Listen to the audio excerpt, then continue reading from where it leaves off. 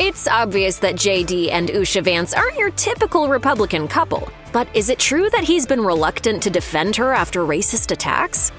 Falling in love quickly happens to the best of us. Despite all the ways we try to be logical and protect ourselves from getting hurt, sometimes we just can't help it. In the case of JD Vance, it seems that his relationship with Usha began this way, but then he tried to run away. In his memoir, Hillbilly Elegy, the future senator described the early days of his relationship with Usha, back when they were students at Yale. Great student at Yale. His wife was a great student at Yale. They met at Yale. These are two smart people.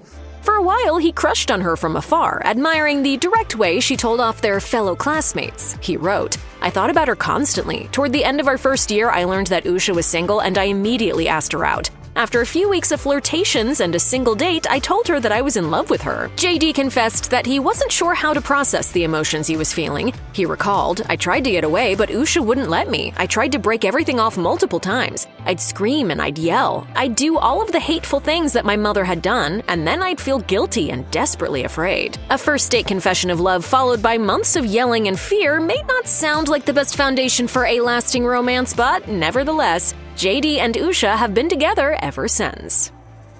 Years before JD was selected to be Donald Trump's running mate in 2024, he admittedly wasn't a fan of the former president's impact on American politics. In a conversation with Kentucky radio host Matt Jones, he said in part, "I don't think he actually cares about folks. I think he just recognizes that there was a hole in the conversation. And that hole is that people from these regions of the country, they feel ignored. They feel left out and they feel very frustrated. And I think, of course, in a lot of ways, they feel that way for totally justifiable reasons. So it's a problem that Trump has been the vessel of a lot of that frustration." In a message to a friend in 2016, which was obtained by Vice, Vance used the word loathsome to describe Trump. He continued, "I go back and forth between thinking Trump is a cynical ass like Nixon who wouldn't be that bad and might even prove useful, or that he's America's Hitler." Interestingly enough, Trump was criticized later on for allegedly praising the dictator during a conversation with some of his aides. And once said, quote, "Hitler did some good things." Oh, come on. I don't believe he said that once. Nowadays, of course, Vance is on the ticket right alongside his former foe. The Ohio senator's about-face is one thing, but in order to present a united front in their marriage, the situation seems to have also forced Usha to change her mind, too. A friend told the Washington Post that Usha was no fan of Trump, and as recently as 2021. The friend said, "Usha found the incursion on the Capitol and Trump's role in it to be deeply disturbing. She was generally appalled by Trump from the moment of his first election." Disgust over one of the most controversial and divisive events to ever occur in America's history isn't something that can easily be swapped out for indifference, so it really makes you wonder what the dynamic is between JD and Usha behind closed doors these days. It's no secret that JD is opposed to anything that might be considered woke. As a senator, he blocked the confirmation of dozens of ambassadorships because of how the appointees answered a questionnaire he gave them about LGBTQ+ rights. According to a memo leaked to the Washington Post, Vance asked nominees, "The publics of many of our allies and those countries we seek to build stronger relationships with have traditional Christian, Jewish, Muslim, or Hindu moral values. If confirmed, how would you explain to them what the United States promoting human rights for LGBTQ people would look like in their country?" In June 2024, just weeks before accepting the Republican nomination for the vice presidency, Vance introduced legislation aimed at rooting out diversity, equity, and inclusion programs in the government. He wrote in a press release, "The DEI agenda is a destructive ideology that breeds hatred and racial division. It has no place in our federal government or anywhere else in our society." One place that is committed to diversity, JD Vance's own wife's law firm. As the New York Times reported, until her husband was picked to be Donald Trump's vice president, Usha worked as a corporate lawyer at Munger, Talls & Olson. The firm's website touts various diversity initiatives and highlights an article from the American Lawyer in which the firm is described as, quote, "progressive, perhaps radically progressive." It's unclear how the Vances have been able to resolve their differing approaches to diversity. When Usha took the stage at the Republican National Convention in July 2024, she was meant to introduce JD Vance in a way that got the crowd excited about him. Instead, when she talked about her husband's diet, her speech was met with some confusion.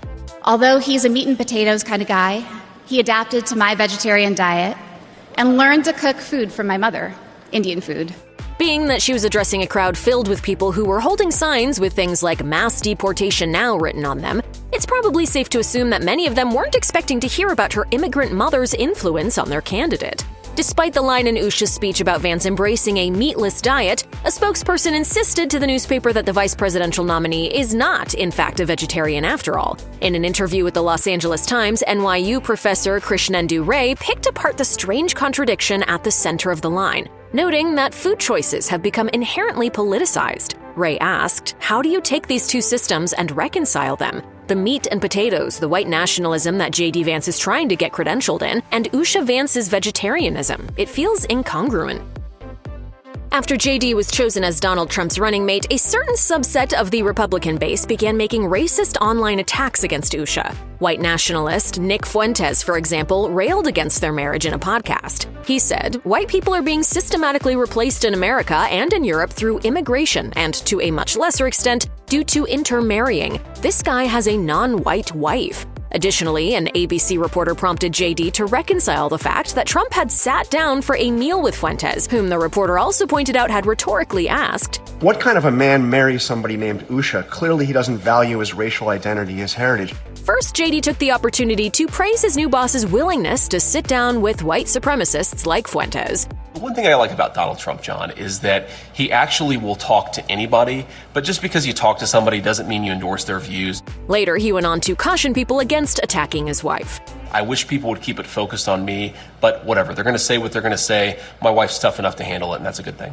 It's not the only clunky, half-hearted defense J.D. has offered regarding his wife. He gave another during an appearance on former Fox News host Megyn Kelly's podcast. Obviously, she's not a white person, and we've been attacked by some white supremacists over that. But I love Usha. She's such a good mom. After a video of the exchange made the rounds online, observers took to X to question why J.D. hadn't defended her more strongly. One user wrote, "Who speaks about their wife this way?"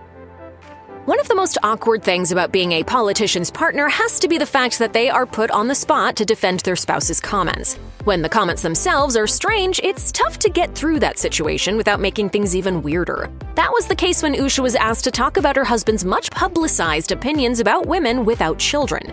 In case you forgot, We're effectively run in this country via the Democrats, via our corporate oligarchs, by a bunch of childless cat ladies. He insisted that people without children don't have a vested interest in the future of the country, making people like Alexandria Ocasio-Cortez and Kamala Harris unfit for leadership. Harris has 2 stepkids, for the record. When Usha was asked about the remarks her husband made on Fox News, she defended him, albeit in a strange way. JD absolutely, at the time and today, would never, ever, ever want to say something to hurt someone who was trying to have a family. In other words, people with fertility struggles weren't his target. People who've chosen not to have children were. Naturally, this clarification, much like JD's original remarks, didn't sit well with many.